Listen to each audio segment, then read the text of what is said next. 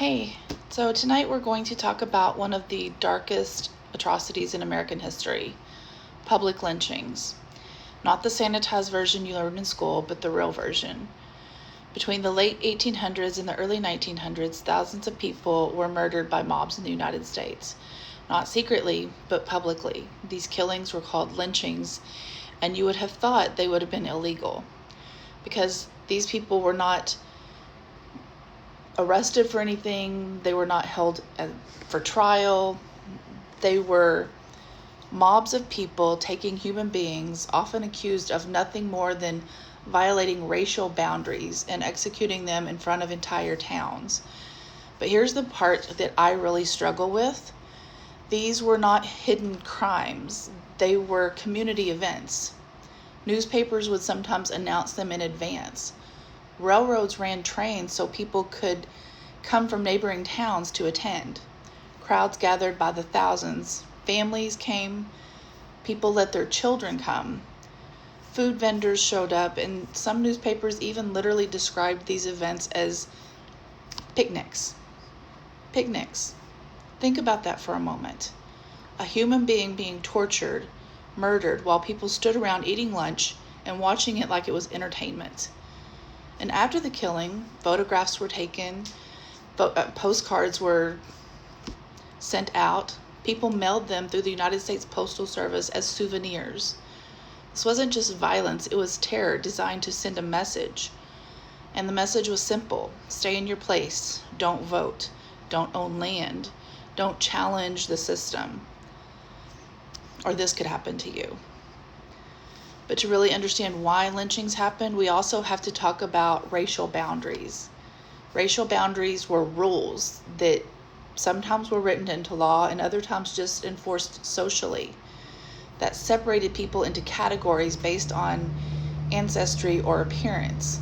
And those boundaries controlled everything: where someone could live, who they could marry, where they could work, whether they could even vote. These boundaries would not be held up in a court of law for the person committing the lynchings. So there's another thing that many people maybe don't realize, that these boundaries were not based on anything other than power. Colonial governments created racial classifications to decide who could control land, wealth, and political authority, and who would not. And once those classifications were written into law, they became tools of control, and violence was used to enforce them, including lynchings. And because lynchings wasn't just about punishing one person, it was about publicly enforcing those racial boundaries. Entire communities were meant to witness it so fear would spread. And now here's the question people always ask: if thousands of people were standing there, why weren't they arrested? Why didn't they have to pay for those crimes? Because those systems protected themselves. Sheriffs sometimes handed prisoners over to the mobs. Police officers sometimes stood by and watched. Local officials participated. And when trials happened, juries refused to convict the killer, even when the entire town knew exactly who they were. So thousands of murders happened, and almost no one was punished. That kind of violence doesn't just disappear, it leaves scars, generational trauma, economic destruction, communities pushed into poverty, and families stripped of land and safety. And yet, when descendants of those who suffered these atrocities ask for recognition, justice, or repair, they're often told to just move on. It happened so long ago. But history doesn't move on if the truth is never acknowledged, and identity doesn't disappear just because a government reclassified it on paper.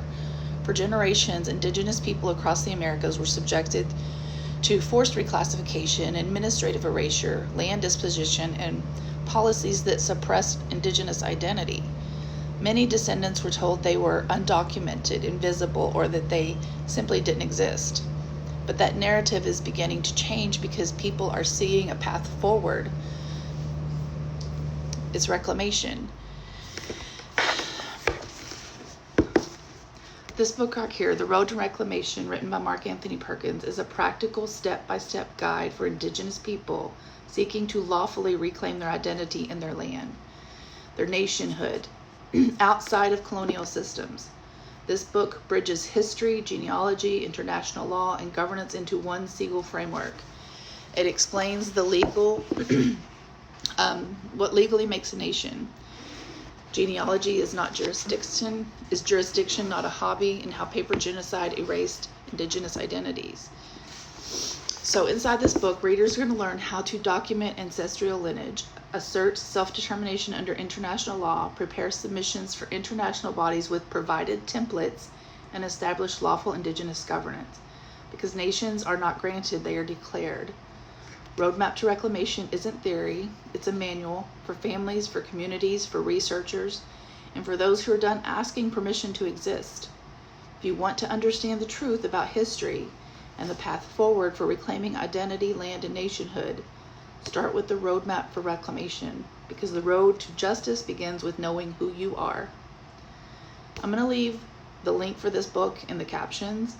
You guys go check it out, because too many things have happened to the so-called Black Indigenous people of this land for you to continue just to exist here. It's time you take back who you are and where you belong. Have a good night.